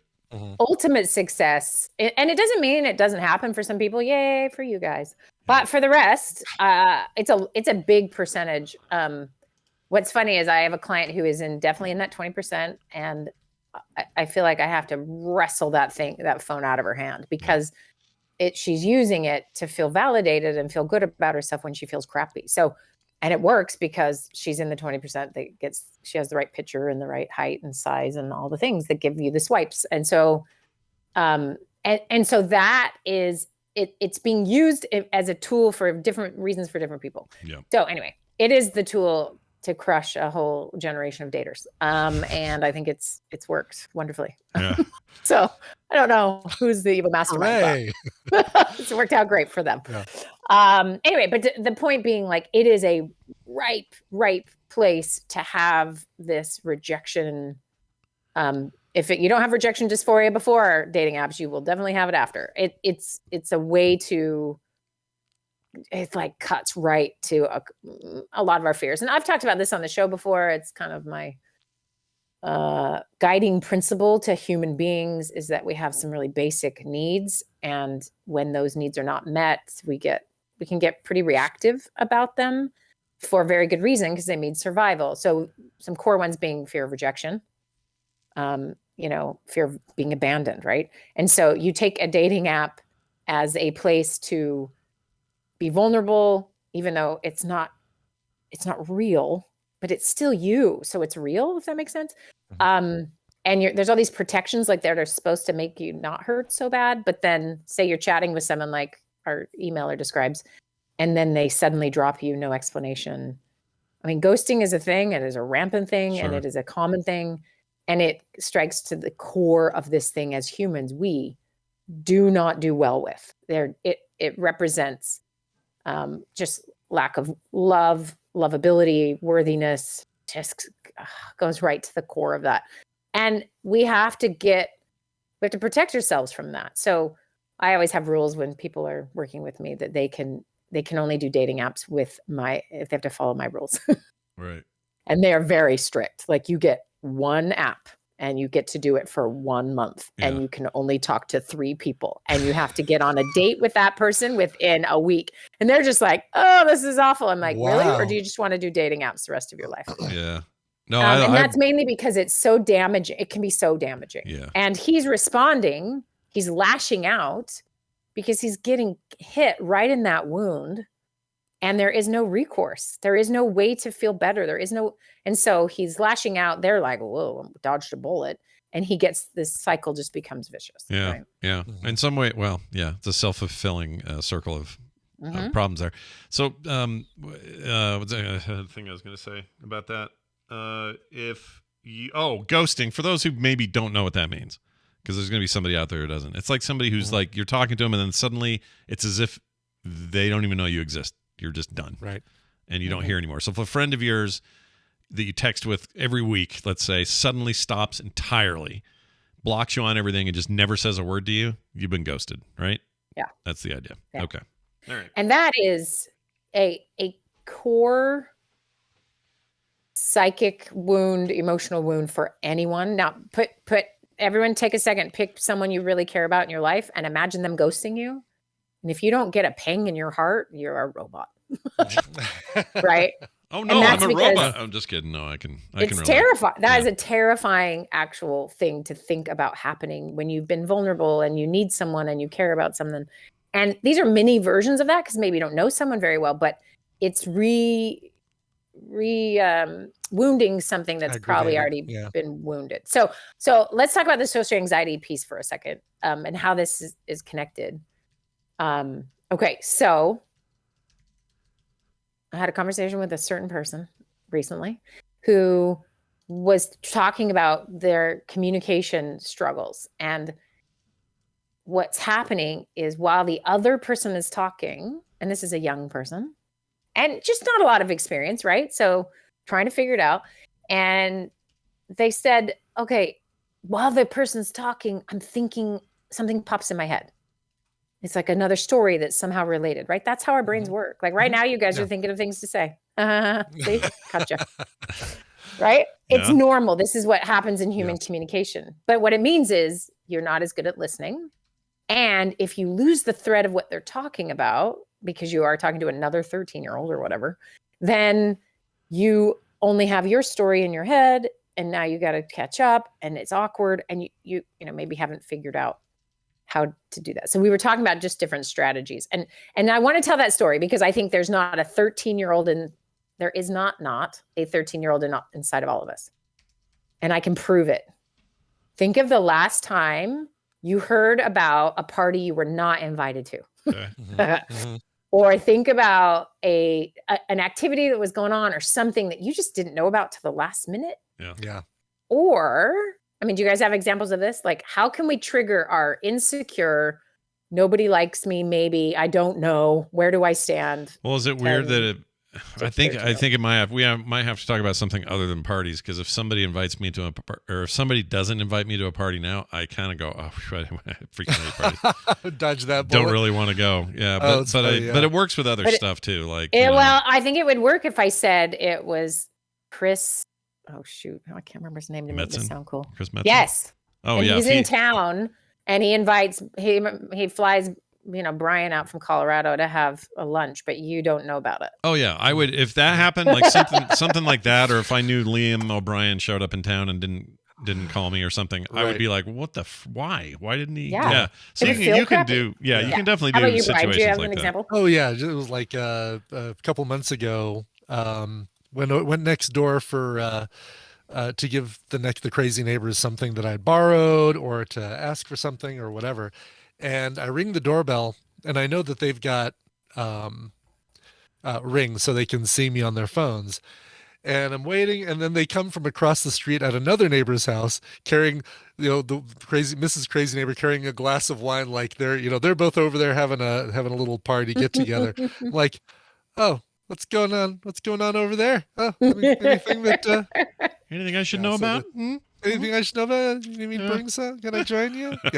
Yeah. Yeah. It happens. There's no faster track back to that vibe, right? Totally. Yeah. Like, oh. And you are probably involved in 1 million things that someone else is observing and having that response to, right? So it's yeah, exactly. That I never think about. Like, yeah. So then the difference might be from where that is so excruciating you don't function to like, okay, I gotta shake it off and I'm not 12, it's fine, or whatever. is like how many times that's been repeated, or and this is where this is about me bringing my therapy here, but it's about going pretty young. Like, where does this rejection start, right? The not feeling safe to say what you think and feel, or that you're not so welcome, right? Because you can take two kids that on paper look identical. They're going to have really different, maybe internal experiences with being accepted or rejected for whatever reason, right? And so that feedback loop starts a lot earlier, starts with your primary caregivers. In fact, I was just looking at some research about, it's 40, 50 years old at this point, but they followed these 3 groups of moms and their children for 45 years or 35 years, I think. And these 3 groups were broken up into, they just observed the moms with the kids and their sort of natural, how much love and affection and doting they would give their kid, and ranked them in 3 groups.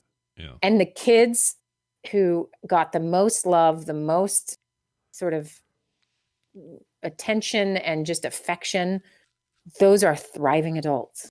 And obviously other things happen in life, but these other categories where mom was more cold or distant or, and it's not to blame all the moms and the dads out there, but your first relationship of the first mirror that's showing you if you're lovable sometimes doesn't give you that message. And the other groups struggled much more with anxiety, struggled much more with different things. Now, anxiety can come on for different reasons, but if so, don't draw the line too tight here, but there is this, what are my early experiences with safety, belonging, I'm lovable. And if those are not fairly solid at a young age, then it's tricky as time goes on, right? So then we can take bullying as an example of like blood in the water, right? Finding a kink in someone or a chink in someone's armor to be like, oh, I know how to get that kid. Like grabbing the most wounded pack animal that you can find. And exactly. Or finding victims of different things is like you look for the kid that doesn't have that the pack around them or the safety at home, or and I worked a lot with predators and sex offenders, and I mean it wasn't even conscious them doing that, but that's who they always chose, sort of the animal, and it's just part of how our human species work as a pack society generally, right? Okay, so let's take this email. You are feeling these feelings, you're having a lot of this experience, and maybe you're naming it for yourself for the first time. Like, now we have a name. There's this rejection sensitivity dysphoria, or there is, I have a wild mood swing when it comes to rejection. I have this incredibly strong reaction to something not being safe, even if it's just portrayed as something fake on TV. That's a place to get really curious about. Like, I don't have this internal stability, and it's probably for a reason. So there may be some obvious things. You grew up in a home where you could say, okay, well, there was alcoholism and there was violence, and we talked about the ACEs study a long time ago. I don't know if you guys remember that, the acute childhood experiences. Not acute. I'm saying the wrong word. Anyway, that's not sounding familiar. No. It's not. Okay, ACEs. It's the someone look it up for me. It's ACES or ACES. Yes. Oh, come on.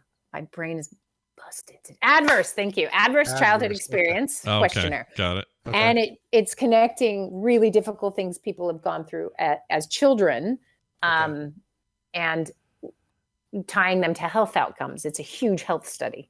And what you find is that people die significantly younger, have more disease and different problems who've gone through these difficult childhood things. So I'll just give you a quick example because the internet's fast. So in the first 18 years of your life, did a parent or another adult in the household often swear at you, insult you, or put you down, or humiliate you, or make you afraid that you might be hurt? That is one. Okay. So if you say yes to that, your health outcomes, start to plummet based on. So another one, did a parent or other adult in the household often push, slap, grab, or throw something at you, or ever hit you and leave a mark? And so you go down the list. Sexual abuse is in here. Is it like different? Each of those questions weighted differently. So this one has more of a chance of affecting you later in life. This one has less of a chance. I don't know if someone has done that work, possibly, but I think it's more about the accumulation, like the number of them. So you have one or two, it's much easier to be resilient than when you have 6 or 7. So, okay. Right. I mean, it doesn't mean people have obviously survived many of these things. Of course, yeah. But wow, does it? I mean, really, what it's happening. So let me give you another one. Did you often feel that no one in your family loved you or thought you were important or special? So we're not. So they hit you or they don't think you're special are both really dangerous experiences, and not special and like special, but just like important enough, or your opinion mattered, that kind of thing. So it goes on in these different ways, and so there's only sort of 10 questions, but depending on how many you have, shows those outcomes. So if I would sort of articulate what it is that's happening in any of these adverse childhood experiences, it's potentially your body autonomy, your emotional, psychological autonomy, where development is thwarted by lack of safety, threat, or neglect, right? Like you're in danger because you are either getting too much negative attention and being harmed, or you're being sort of seen as not important enough, right? So I don't know our emailer's situation at all, but when I would get curious about is maybe look at the adverse childhood experiences questionnaire. You can find it online and just see if any of those are resonating. And if any of them do, I would say there are definitely people who could probably navigate this and create social support systems and different things, but most people probably need psychological help with experiencing ACEs. And not just that suddenly it's making them this or that, but often it really has an impact longer term in relationships and clearly health outcomes and some other things. So to work through that trauma or grief is huge.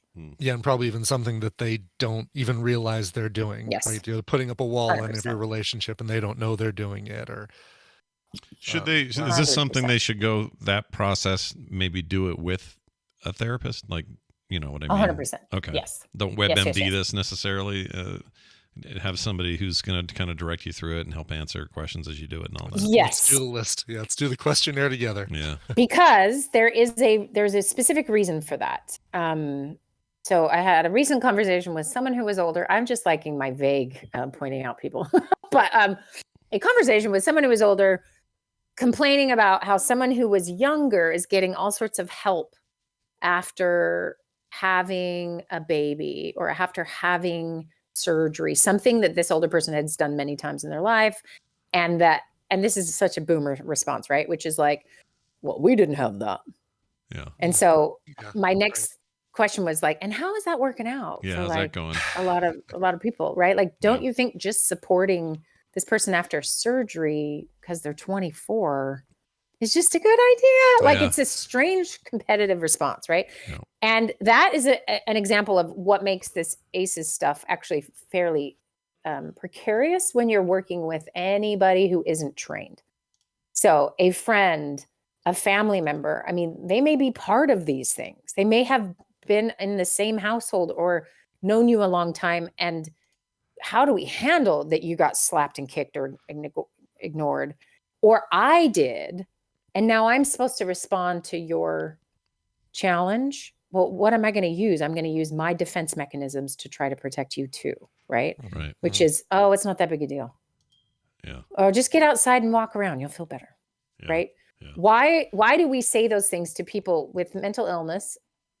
Why would those words ever come out of anyone's mouth? It's because this is what worked for me. So I will give you that. Now, did it work for you? Or did you go through any of these things? Or are you still like drinking yourself to sleep every night? You know, like we tend to give advice out of our wounds rather than out of our sort of processed, therapeutically guided scars. Yeah.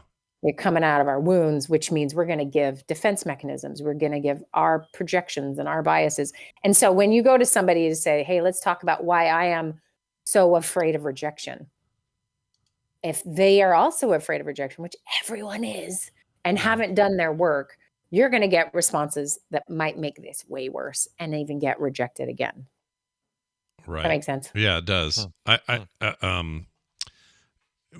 hard part would be, I feel like the world is made up of two people. One that says, rub some dirt in it and you'll be fine. Mm-hmm. Yeah. Mm-hmm. Right. And then the other one that says, I don't really know the best thing to do. And I bet I need some help. And then I'll trust the experts and all of that. But I don't know if you ever had to deal with anyone who thinks rubbing dirt in it is all you need to do, but it's hard, man. It so is. Like if everybody around you has always said whatever the equivalent of rub some dirt on it, you'll be fine. That's really hard to try to just reconcile, because that's all you know. Like if a father figure told you that, or whoever. I mean, I understand like a football coach saying that, even though I still disagree with it. But it's like, if a kid gets hurt, walk it off. You're Brush fine. it off. Yeah, exactly. Yeah, it just seems damaging. One of my former neighbors has a kid who we just went to watch his homecoming game, and the team just got kind of slaughtered. Yeah. But he got an injury of his finger got caught between two helmets during a pileup, and it's bloody. It's not broken, but he's gonna lose the nail. It's all black and purple now, and he's like, Coach, I might need to miss practice. No, you're not missing any practices. You can still play. It's like, oh man, jeez. Jeez. Wow. So he's definitely of that. Brush it off and put some dirt in it. And everything will be fine. Yeah. Yeah. Right. Exactly. Right. Now rub some dirt on it. Can I speak to that for a second? First of all, my son is playing football. Yeah. And we're having the exact opposite experience. They are so careful. These coaches are just like mean, they're kids, right? My kids go to a nerd school. They're never going to win a championship. Like, there's no fooling yourself. They still are serious, but like, I don't know.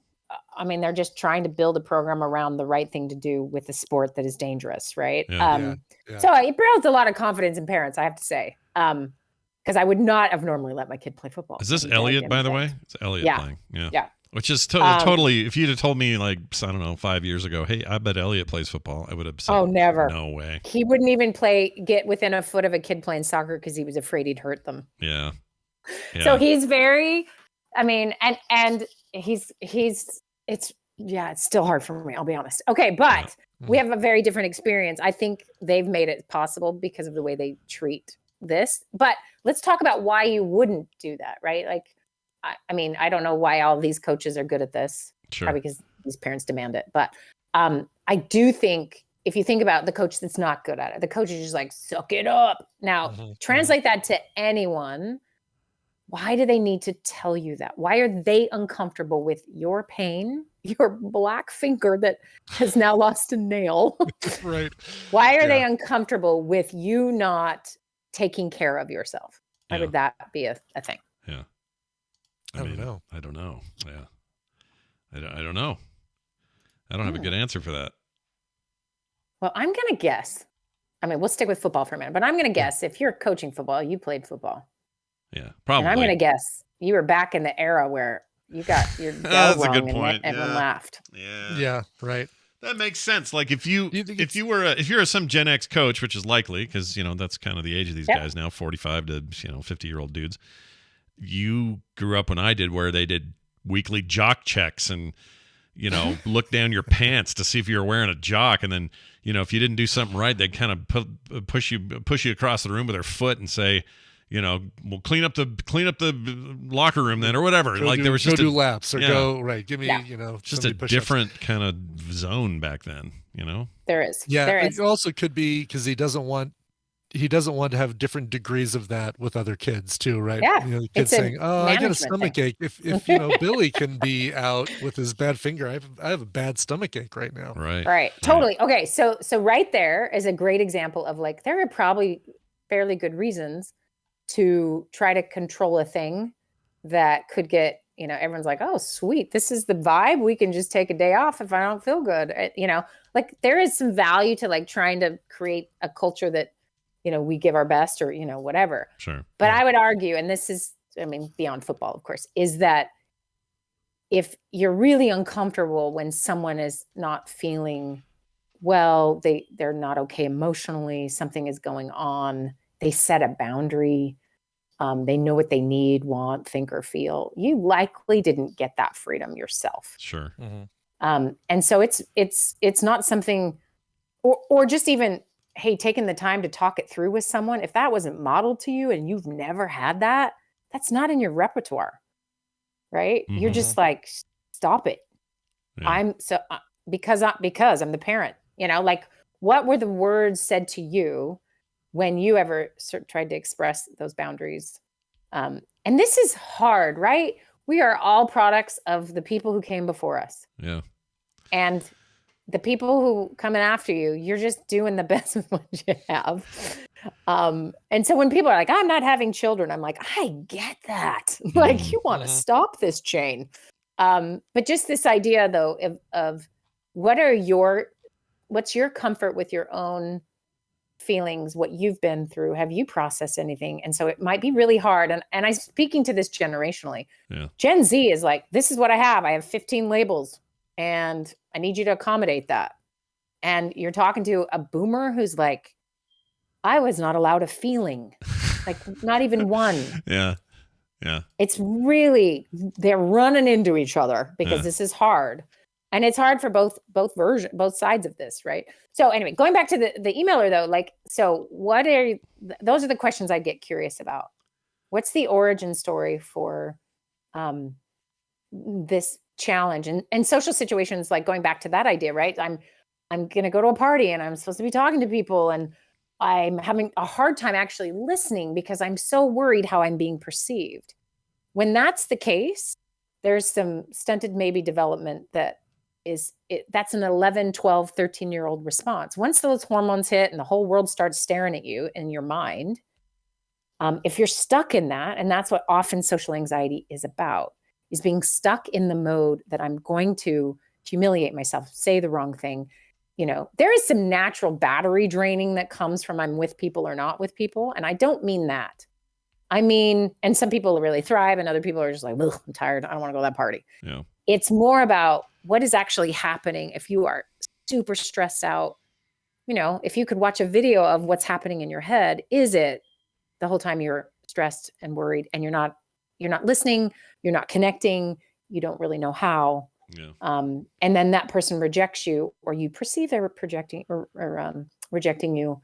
You don't actually know, you don't check in. Like you're just going to have this self-fulfilling prophecy happen over and over and over again. It's a hard thing to break. And so, yeah, talking to someone who can help you get out of social anxiety cycles is going to be helpful. There's some things to read. There's some things to practice. So a couple things, this young person and I had this discussion, was to check with the person have them repeat if you didn't understand what they said, or check if you're making sense. Just kind of a check-in without being repetitive. Like, do you know what I'm saying? Do you know what I'm saying? But just some version of like, let's practice.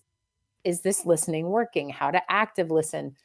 But I'm talking to a 12-year-old who has a lifetime to practice some of these skills. Most of us did not get any help to do this when we were younger. You're just thrown in, or like, what's wrong with you, et cetera. Right. So we need to have a lot of compassion that maybe we just didn't get the things we needed when we were younger, but you can get some of those now. Yeah. I remember when we were, I don't know, you wouldn't remember this. I guess you'd have been too young, but my brother Mark was a coach or a co-coach for our baseball team. Yeah. And I think I was 8. And I was not athletic. I was just a dopey, stringy looking dummy, right? No big deal. But I played, and it may have been soccer. I don't remember which team it was. But anyway, I remember so vividly, and adults just don't know that they're doing this sometimes. But so vividly, we had like a thing at the park where it was like the end of the season, and everybody was going to get trophies for how they did that year and stuff like that. And this guy got up and he's giving them out, and all these, star players on the team. And we were all 8 and 9, but they were pretty good. And, they're the ones that made goals. They went first and all of that. Goals in baseball. Yeah. Or whatever. It may have been soccer now that I think about it. Anyway, they get to me, and I'll never forget this. The guy that was partnered with Mark as head coach, they were co-coaches. Yeah. He goes, and we got one here for little Scotty Johnson. And let's just say, well, he definitely showed up to the games. Ha ha ha, laughed, whatever. And a bunch of other people laughed. And then he handed me this thing. And Mark was pissed. He was really mad. I remember him being so mad, and actually took that guy over in some corner and yelled at him. But I remember feeling like the lowest I could possibly feel in that situation. And it did stick with me. But what also stuck with me, which is why I'm a big believer in like standing up for people who need it, was Mark standing up for me. That made a huge difference. So I'm dealing with this guy who's a total a-hole, and he's like, oh, well, at least you showed up. Doesn't really realize what he's saying to somebody who's, needs all the encouragement they can get. And then to have somebody there who would go to bat right then and not laugh with everybody else and all of that, crucial for me. Yeah. I think had that gone a different way, I don't know where, I don't know what would have done to me. Would have made it worse for sure. Right. But yeah, you don't realize what you're doing or saying, man. You just, with kids especially, you just got to be, I don't know, you got to be smart about it. You got to be better.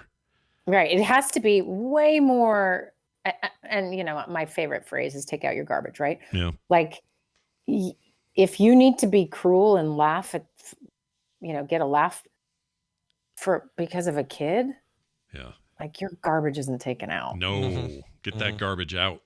And a huge part of that might just you can think some stuff but until you're real old, you're not allowed to say them because you are going to harm someone else. And that might just mean maybe you have no sense of that experience. And, so doing your own work it's just so important. I'm hearing this story, and I'm very nervous because Adam and I are going to coach Elliot's basketball team this fall. Winter. Fun. And I'll tell you what I'm good at. I am good at being coached. I am good at playing basketball. I am good at how it's played. I am not good at coaching. Adam, on the other hand, cannot dribble a ball without me laughing at him because he's so bad. Yeah. But he is such a good coach, which is why we're a team. So I'm the head coach, which is funny. And then he is going to actually make these kids feel good. And so my goal this season is, these are the kids that they can't spend the money or the crazy time to be on these crazy teams. You're aware of like traveling teams and all these. Oh my gosh, it's an insanity. I don't even know. It's an entire culture. It's the weirdest thing. It's terrifying. Yeah. It's just parents they're their kids anyway. Yeah. So it's got to be a lot of fun, but I also don't like to lose. I don't know, guys. I feel like I'm going to need some support in the next 6 months. Because I can confirm when I used to go to Wendy sports stuff, whatever it was, baseball. Heal thyself. Exactly, right. Physician. Yeah. When we used to go to your games when we were playing back when we were kids, she was on fire, dude. You were like, I will end you kind of attitude. She would make. Like if somebody, whatever, when you were in the thick of it, you were as competitive as anybody, but you weren't like a jerk. You were just no, but I really think it's fun to win. And that is not what a parent should be saying as a coach. Mm-hmm. So I'm going to keep my mouth shut and just have him do drills and stuff. And we'll let Adam do all the warm and fuzzy parts. But what it's really to do your best. Well, and someone said to me like, oh, you could just do therapy with them. And I'm like, I don't understand how can I also do therapy and make them improve. And they're like, well, I don't know. So I've been trying to think of how I can, but in the end, what I think I'm going to do is handle the parents. That's going to be where I shine, which is setting up expectations like, hey guys, I was you on the sideline, furious that this coach does not know what they're doing. Sure. So I'm putting my money where my mouth is, and we'll talk by the flagpole after the game. I can't wait to hear. I'm scared. I'm so scared. It's going to be terrifying. It's going to be great. And I think, Elliot, so you have the whole other added baggage of when your parents are the coach versus it just being some guy or some friend's dad. Yeah. That's always a little weird. So you have to navigate that. But let me tell you this. The coach last year, literally, he used ableist slurs is the best way I can call that towards the kids. Like, you're running so slow, blank, blank. I mean, and Elliot, who is 13 years old, had to tell him to stop, and it was not okay, which I'm proud of him for. He's such a he's a warrior. Because he's a dad, dude. Yeah. That kid's a dad. So he is thrilled to have us as coaches because he won't have to babysit. Well, he doesn't know yet about me. I might need some babysitting, but he doesn't have to babysit, at least from a human decency perspective. And I think that's just what's hard, right? It was just some kid's dad, and he just shouldn't have been there. And it's because they needed, anyway. So it's going to be funny because I'm sure these kids won't know how to play. And it's going to be good. I don't know. I made this about me, guys. Clearly it's a problem. Yeah, let's make it about Wendy. Yeah. Elliot's a good kid. I think he'll keep you in line. You'll be fine. I think so too. I think so too. You guys should meet this kid. He's great. But the reason it came up, and also your story of like how powerful an influence people are on young minds, right? Like you're developing your identity, your sense of self, your value. Am I lovable? Am I rejectable? Those are scary moments to be a part of, and every adult should take it very seriously. Yeah. But it's hard, especially when we're triggered and we don't know what to do with it. And so I would just want to encourage this emailer, like there's enough in here that you really ought to think about finding someone to talk to. And here's the hard thing, right? The thing you're most afraid of is the thing you're about to have to do with a stranger. Yeah. Which is share what's real for you and worry that they will reject you. Yeah. That's why when therapists do stupid crap like that, sometimes it's more damaging than anything you could possibly imagine because that person took a risk. And so I understand that, but making a couple phone calls beforehand, emailing potential therapists, just getting a vibe check, reading up their bios, like finding a way, nice Didn't you when give us a insurance will link cover once it. for like basically it was like Yelp for therapists or something? Yeah, so it's psychologytoday.com is my favorite one. There's a therapist.com one as well it's newer and so it doesn't maybe have as many people. But sometimes they'll have a video you can watch. They'll have a write-up about what they help with. If this person wants to email me and just give me a couple pieces of information, I would be happy to help them search for that. Because there are some code words. It's not like it's meant to be code, but like they do certain kinds of therapy. They're trained in certain styles. I would definitely want someone I don't know anything about this guy. I'm making this part up, but I would want someone who's trauma informed and is going to do certain kinds of work can help work on very old wounds with people. Because, rejection dysphoria comes from a time ago. It's not a recent thing. Right. Usually. Right. And that's why it's so prevalent with ADHD folks, because the ADHD has created some situations where they're getting rejected and can make them hyper aware of that rejection, but not really knowing how it came about because they were either paying attention or something like that. So anyway, so yeah, I would want a couple things for this emailer to have. And sometimes that's just helpful to have another pair of eyes go, this person seems like they would fit your needs. So feel free to reach out to me. Yeah. You can email me at admin@realsteps is probably the last email I can think of. Yep. That works. Yep. I get all the time. So yeah, I love how boring it is. Admin@realsteps.org. Yeah, and it's only me that gets it. I'm the admin. I think I have another one. Wendy at Real Steps too. I don't know. You probably do. You probably have Wendy with an I at realsteps.org, right? Adam would have done that. But just trust me, admin will come to me. Okay. All right. And only me. Yeah. Anyway, so I'd be happy to help with that because it's really can be overwhelming and you want to get it right. It is like dating. You got to find someone that matches, and that's hard because being vulnerable while matching up with someone is, that's tricky. It's right? not easy. So, yeah. Well, we'd love to hear how this goes. So email us back. Let us know what you end up doing. And if this is also a good reminder to people that if you feel like you were too late for a subject, don't let that hold you back from emailing us. You can still send it. Yeah. Yeah, for sure. We'll find something in there that follow-ups all the time on this. Yeah, we love follow-ups. Not an issue.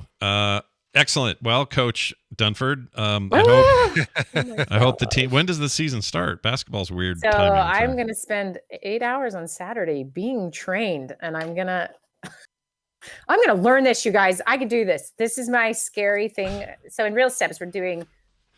This week is Scary Week, and so we're doing all sorts of things to learn about anxiety and stuff. And one of the things is you have to do something scary every day, and sometimes making a phone call to like set up an appointment is the scariest thing you could do in a day. Yeah. So it's really small stuff, but I chose the ginormous, I'm going to coach for the next 6 months. Yeah.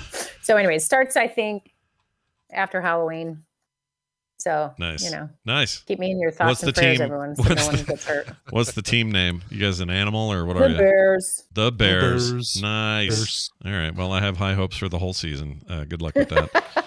And we'll talk again next week before Halloween happens. Ooh. Yeah. We'll see you later, Wendy. Bye. Realsteps.org, everybody. That's where you want to go.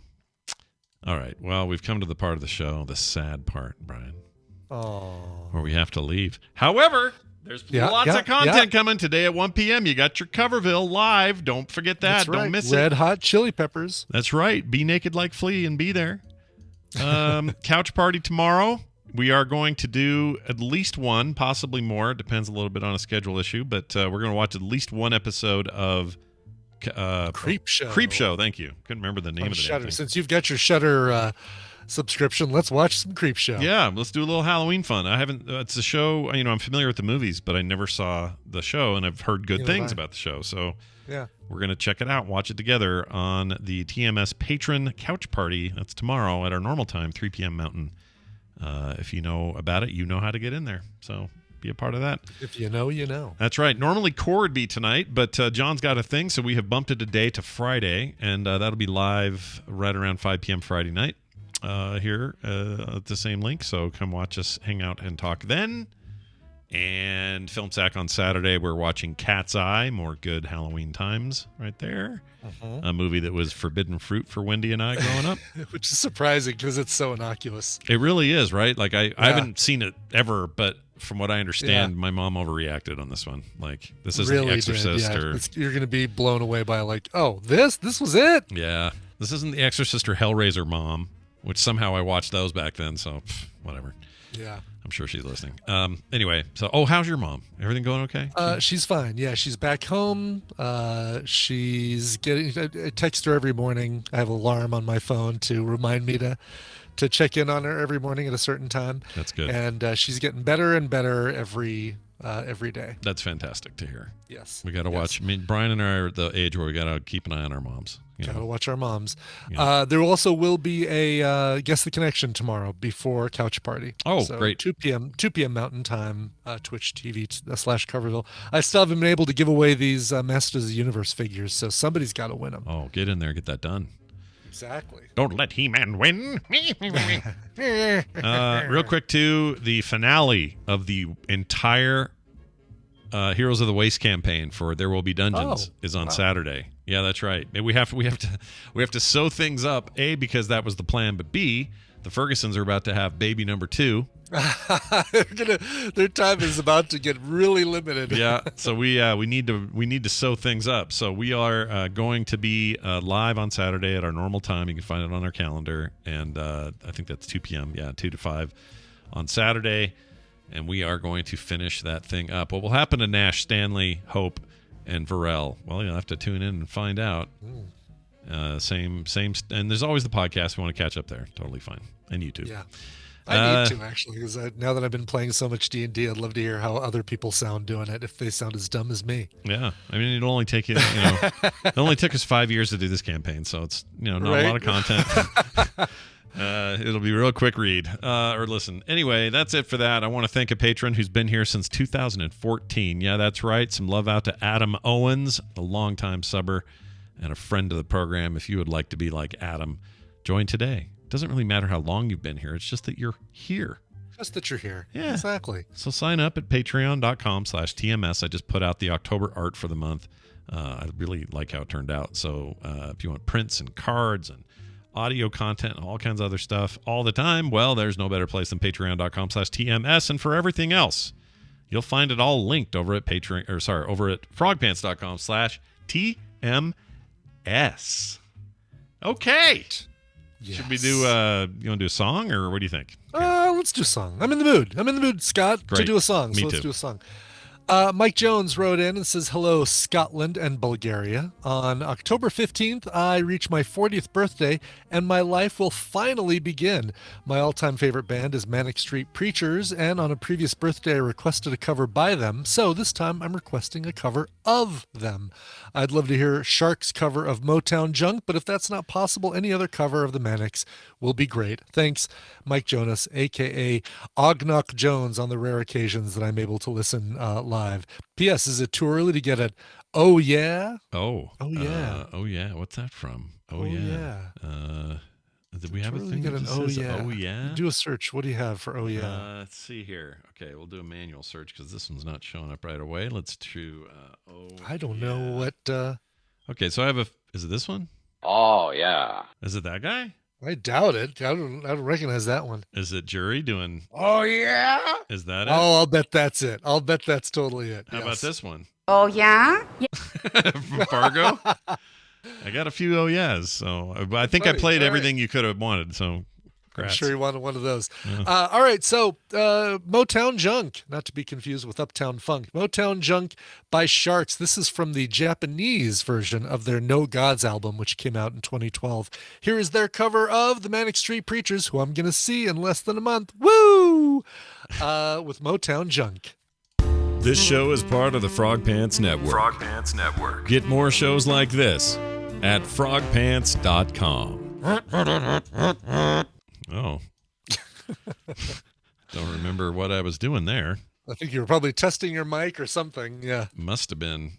I pulled it at random, which I do sometimes. That's dangerous. What if it was Brian dropping an F-bomb? You never know. Right, exactly. What's going to happen? Mm-hmm. Like one time he said let's this. pick some titles. Listen to what he said. For fuck's sake. See, look what he said. That's what could happen, Scott. Yeah. Something like that could happen. Yeah, that's what I'm saying. How about this one? Shit is okay. Fuck is not good.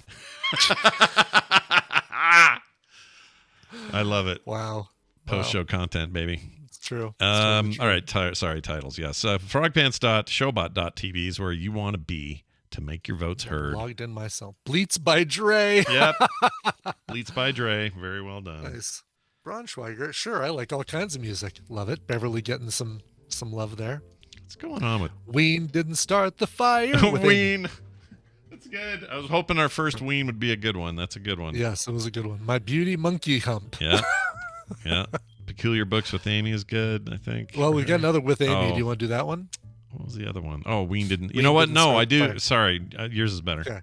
Okay. That's not mine. It's the one you chose. Windmagus. Yeah. Oh, yeah. The Telltale Smoke Alarm. That's good. Look out, demons! I've got balls. Yeah, I like that. I don't licking. I think you mean I don't like licking 9-volt batteries. That's good. Yeah, there you go. We'll add a like to that. Yeah. Scamming scammers with Wendy. That's good. Watching Netflix at the speed of drunk. The chirp is coming from inside the house. What's in your tube? That's really good. Yeah. Cyrenex, well done. Flimmity Stickit in his time up the mountain. I'm so glad somebody grabbed that. I couldn't think of any of those actual like things. Lemony Snicket is. It's funny because you were like channeling Lemony Snicket and Flimmity Stickit. Flimmity Stickit. I would buy a book called Flimmity Stickit in his time up the mountain. Why not? Sure. Leggo My Eggo-nog. It's pretty good. That's good. That's very good. Oh wait, what happened? Oh no, it worked. It said it wanted to delete it. That's weird. Anyway, whatever that was. Omnidirection Chirps. I'm not seeing anything with penis. Not enough bacon. That's good. Did Zoe do that? Of course. Yep, of course. And the whatnot, too. Oh, we got it. That's 16. We got tons. Oh, now we got 17. 17. Let's do them all. Yeah, cool. Why the hell not? Checked only. All right. I like... let's see here. What's in your tube meat? There you go. Perfect. You like that? I like it. I'm doing it. I like it. I'm going to take a picture while you do that. Yeah, do a picture. I'm going to export this shit. Okay. I'm going to do one too. Where is phone? Oh.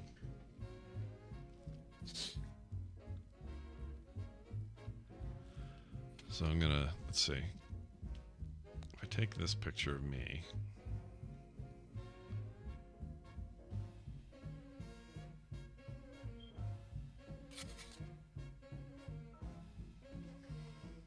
Here, no props today for me. Just a face. Okay. Did you do props today? I did a prop today. See, that's good because I didn't do one. So now you're prop guy today. No, I'm prop guy. Who's the prop guy now? Ooh.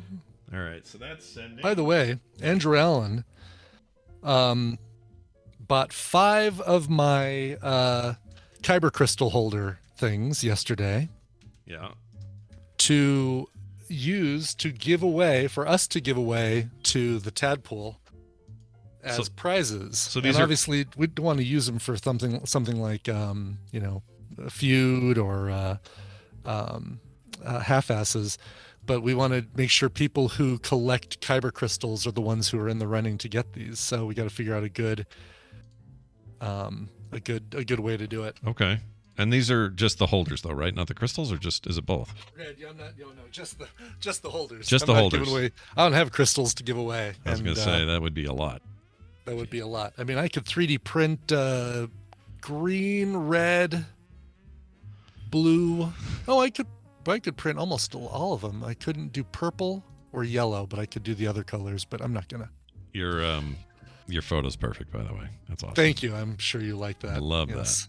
Do not become addicted to water. All right, I'm going to open up the spreadsheet.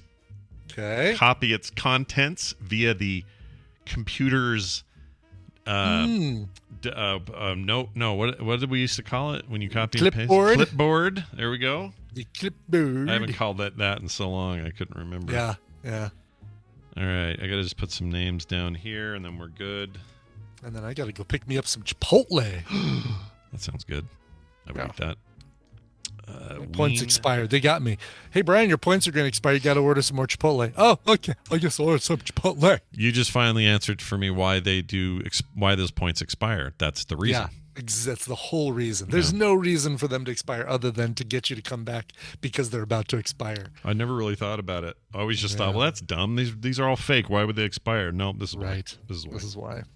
All right, here comes the read. Pre-Chipotle read. Excuse me. Here comes. In 3, 2, 1. Coming up on TMS, Bleats by Dre. Braunschweiger. Sure. I like all kinds of music. The Telltale Smoke Alarm. My Beauty Monkey Hump. Look out, demons. I've got balls. The chirp is coming from inside the house. I don't like licking 9-volt batteries. Watching Netflix at the speed of drunk. Omnidirectional Chirps.